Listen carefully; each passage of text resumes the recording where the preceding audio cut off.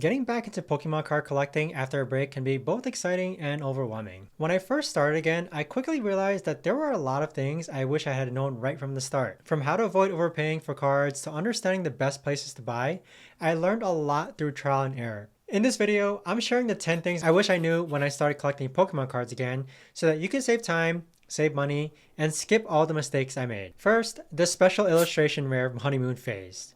When I first saw special illustration rare cards or SIRs, I was completely blown away. The artwork is stunning.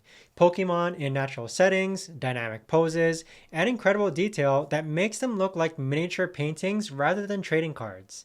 I immediately decided I needed to collect a lot of illustration rares I could find. But here's what nobody told me. That initial excitement eventually does fade. And after a few months of collecting, those SIRs that once made my jaw drop became normal.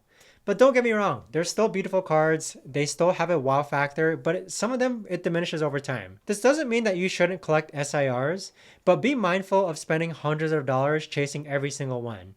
Instead, focus on the artwork and Pokemon that generally speak to you. And speaking of spending money wisely, let's talk about one of the most important rules in Pokemon collecting. The MSRP golden rule. Never pay above retail. One of my biggest regrets was paying $85 for an Elite Trainer box that should have cost $50.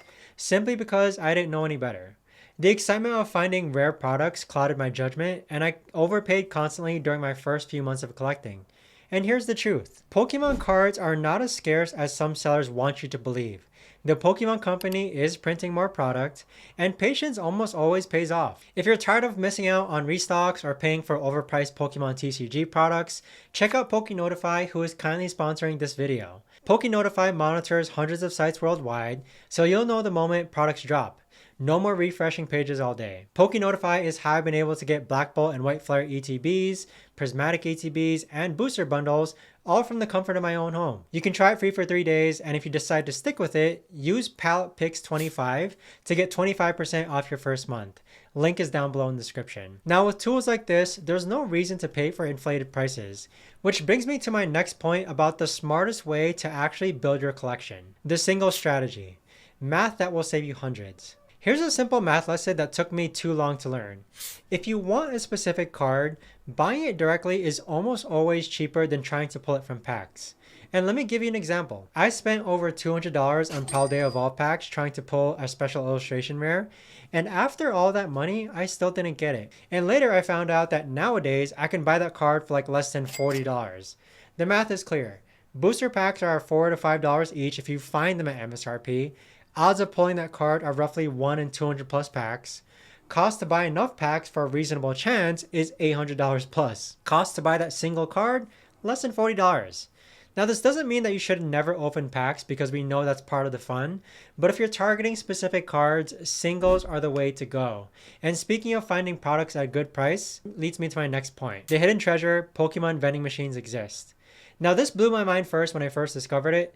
There are actually Pokemon vending machines in malls, shopping centers around the country that sell at MSRP. So while everyone is rounding around to different stores hoping to catch a restock, these machines are quietly dispensing booster packs, ETBs, and booster boxes at regular retail prices. And they're stocked regularly and offer a hassle-free way to buy Pokemon cards without dealing scalper prices or sold out shelves. You can find these locations of these vending machines on the Pokemon Center website. I've personally found products in the machines that were sold out everywhere else, making them one of the hobby's best kept secrets, especially for new collectors. But what if you can only find products at your local card shop? Well, there's something important that you should know. The card shop reality check. Those finds are usually marked up. I remember the excitement of walking into my local card shop and seeing shelves stocked with Pokemon products that were sold out everywhere else.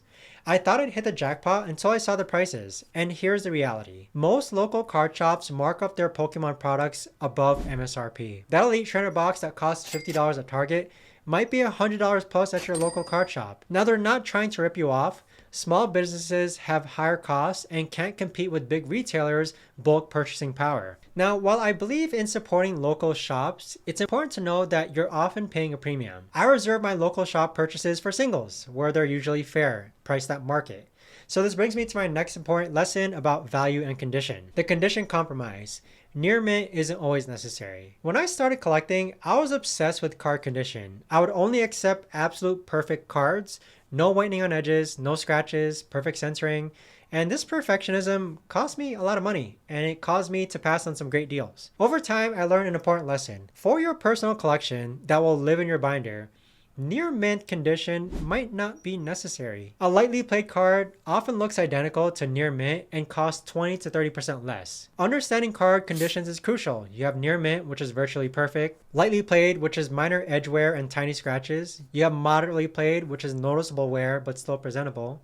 You have heavily played, which is significant wear, and then you have damage, which is like bending. For cards I'm just enjoying in my collection and not planning to grade or resell, I'm now perfectly happy with lightly played condition. This simple compromise has saved me hundreds of dollars that I can put towards other cards now. And speaking of saving money, let's talk about how your bulk cards might actually be worth something. The hidden value. Your bulk cards might be worth more than you think. For months, I tossed all my common and uncommon cards into a box, thinking that they were worthless. And this was a mistake. Many trainer cards and even some bulk cards have really good value to competitive players.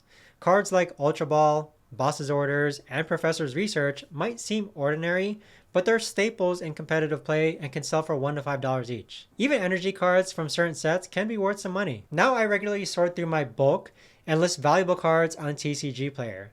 This has helped me recoup a significant portion of my spending, sometimes up to around like 10% of what I paid for the booster boxes. Take the time to learn which trainer cards, which commons, and which uncommons are valuable. You might be sitting on more money than you realize, which can help fund future purchases or trades. And speaking of selling cards, there's selling simplicity. Online platforms are easier than you think. For too long, I was really intimidated by the idea of selling cards online. I thought it would be complicated, time-consuming, and not worth the effort. I couldn't have been more wrong. Platforms like TCG Player, eBay, and whatnot have made selling Pokemon cards incredibly straightforward. TCG Player is great for selling multiple cards at different price points. eBay is perfect for high-value cards where detailed photos matter, and Whatnot is really good if you enjoy the live streaming aspect of selling. So setting up accounts takes minutes, and shipping is simpler than you might think. I have a video on this on my channel. Most cards can be sent in a penny sleeve, top loader, regular envelope, and with a stamp for less than 8 cents a package. So by selling cards I don't need, I've been able to fund new purchases without spending additional money. It's like trading yourself with cards that you don't want, in with the ones that you do. So speaking of trading, the value ladder. Trading up is the secret to an amazing collection. Now this strategy changed my collecting game completely. Trading up in value. Instead of just trading card for card at equal value, smart collectors gradually increase their collection's value through strategic trades. Here's how I do it. First, I buy collections at 70% or less of market value on Facebook Marketplace or OfferUp. Then I keep the cards that I want for my personal collection. Then I trade the rest at 100% value for cards that I actually want. Then I repeat the process. For example, I once bought a collection last month for around $1,000 that had a market value of around $1,500. I kept about $150 worth of cards and traded the remaining $1,300 that I actually wanted. And so I basically got $1,500 worth for about $1,000 worth of cards, which is about a $500 gain in value. So the strategy requires patience and relationship building with other collectors, but it's incredibly effective for growing your collection without spending more money. And if you're thinking long-term, the long-term game, sealed products outperform singles. If you're collecting with an eye towards future value, here's something I wish I'd known from the start. Sealed products almost always appreciate more than individual cards in the long run, in some cases. While that special illustration rare might double in value over 5 years, a sealed booster box from the same set could like triple or quadruple in value. Why? Because sealed product becomes increasingly rare as time passes. People open packs, no one can make new sealed product, and Pokemon Center is no longer printing that product. So I now keep a small selection of sealed products tucked away in my closet. Elite Trainer boxes, booster bundles, and these are from sets that I think will hold a long-term value. Now, having some sealed product as part of a diverse collection is a smart strategy for long-term collectors. And if you're wondering which cards tend to hold or gain value best, focus on popular Pokemon that these sets have. Like if a set has Charizards, Pikachus, Gengars, Umbreons, Mews, or Rayquaza, or basically like a new type of card format. These fan favorites have proven their staying power over the decades. The most important lesson, collect what makes you happy. After all these tips and strategies, here's the most important thing that I've learned.